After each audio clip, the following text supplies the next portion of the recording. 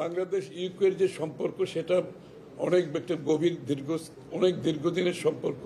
এটাকে আমরা আগামী দিনে কিভাবে দেখতে চাই, আরও কার্যকর করতে চাই, দুদেশের সম্পর্ক আরও উন্নয়ন করতে চাই, ব্যবসা বাণিজ্য বিনিয়োগ থেকে শুরু করে সংস্কৃতি এবং আমাদের যারা লোকজন কাজ করছে, একটা বড় ডায়াসপোরা আছে আমাদের ইউকেতে, তাদের সম্বন্ধে আলোচনা হয়েছে। হ্যাঁ, ওনারা জানতে চাচ্ছেন স্বাভাবিকভাবে সবসময়।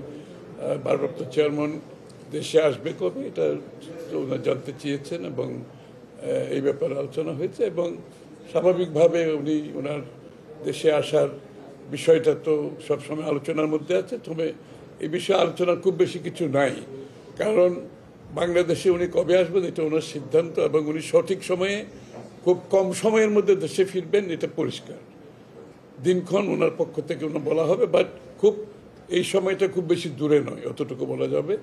আর ওনারও তো প্রস্তুতি আছে দেশে আসার জন্য, আর উনি ওনার সময় মতো যেটা সঠিক সিদ্ধান্ত উনি নেবেন।